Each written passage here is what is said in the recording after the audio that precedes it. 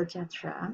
Nama saya Chan Bunying. Tajuk penyelidikan yang saya pendam ialah hubungan antara gaya kepimpinan transformasi dan komitmen organisasi dalam kalangan guru di sekolah-sekolah rendah Cameron Highland. Menurut BES 1995, BES dan Warrior 1990, Tabin 2001 dan Northhouse 2004. Kepimpinan transformasional sangat prihatin dengan proses di mana pemimpin dapat memotivasikan pengikutnya untuk mencapai lebih banyak daripada biasa dengan mendorong keberuan tahap yang lebih tinggi. Menurut Meyer dan Allen 1997, komitmen organisasi ditarif sebagai semangat dan kesetiaan individu terhadap organisasi. Tujuan kajian ini adalah untuk menentukan hubungan antara teori pemimpin transformasi yang penting untuk mencapai kejayaan dengan komitmen organisasi.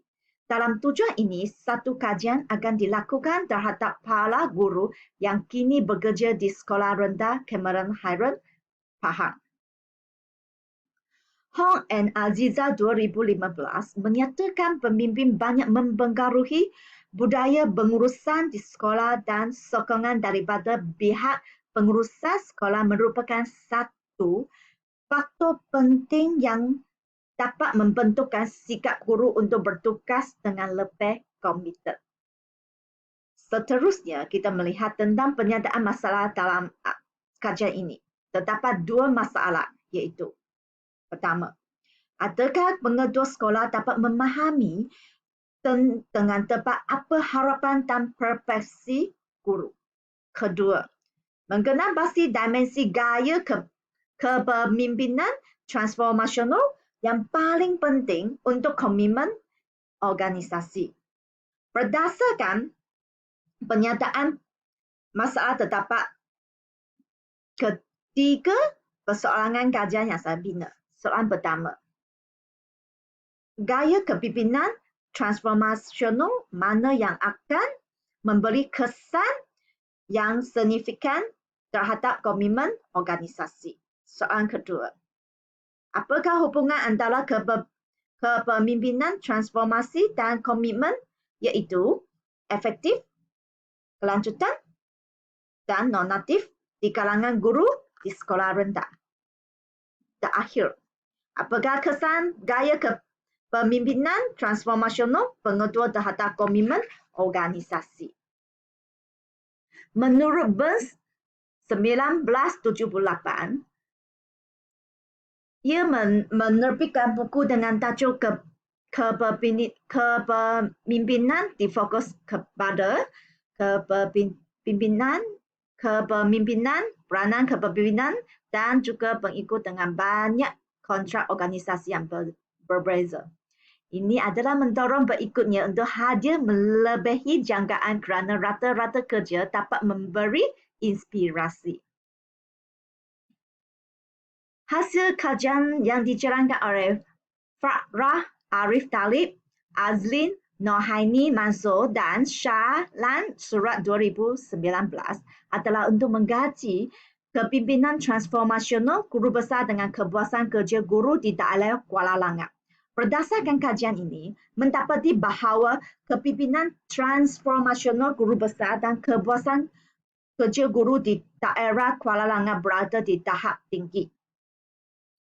Terdapatnya 4 dimensi kepimpinan transformasional. Pertama, ialah pengaruh idea. Menurut BES 1998, pengaruh idea menentukan bahawa pemimpin beranak sebagai panutan yang dipercayai, dihormati dan dikagumi oleh pengikut. Dalam tinjauan yang dilakukan oleh Syayati 2016, di semua peringkat pendidikan mengenai pengaruh gaya kepimpinan terhadap kepuasan kerja dan komitmen organisasi, ditunjukkan bahawa semakin tinggi tahap pemimpin idea pengaruh bakat, semakin tinggi tahap kepuasan kerja guru dan komitmen organisasi. Kedua ialah motivasi inspirasi. Ia menyatakan tujuan bersama dan saling memahami apa yang penting. Penyelidikan yang dilakukan oleh Wayan dan Ayu 2015 mengenai peranan kepemimpinan transformasional dalam meningkatkan kualiti hubungan dan kualitas bekerja. Hasil penyelidikan ini menyatakan mampu kepemimpinan transformasional mempengaruhi kualiti hubungan dan kualitas bekerja dengan ketara. Seterusnya adalah rangsangan intelektual. Menurut Colquitt 2011 menyatakan rangsangan intelektual menunjukkan kepada pembimbing transformasi mampu merangsang berikutnya untuk menjadi lebih kreatif dan inovatif, mampu mempersoalkan andaian. Rangsangan intelektual dalam kajian ini menunjukkan kepada kemampuan guru besar dan menggalakkan guru-guru berfikir secara kreatif dan inovatif untuk menyiapkan tugasan bagi mencapai tahap hasil yang lebih tinggi, serta memberi pendapat dan idea dalam perbincangan. Terakhir ialah pertimbangan individu. Ia berkongsi masalah dengan orang lain dan mempunyai pemahaman yang lebih baik ketika memahaminya secara individu. Pemimpin seperti ini berurusan dengan orang lain seperti sendiri. Dia akan mempertimbangkan keperluan, kebolehan dan inspirasi berikutnya. Memajukan perkembangan mereka dengan penuh perhatian, menasihati dan membimbing mereka. Beberapa penyelidikan iaitu Wayan dan Ayu 2015, Tania 2017 dan Adi 2016 menyatakan bahawa gaya kepimpinan transformasional, motivasi dan disiplin kerja mempunyai positif dan signifikan terhadap prestasi. Berdasarkan penemuan kajian-kajian ini, dapat dikatakan bahawa gaya kepimpinan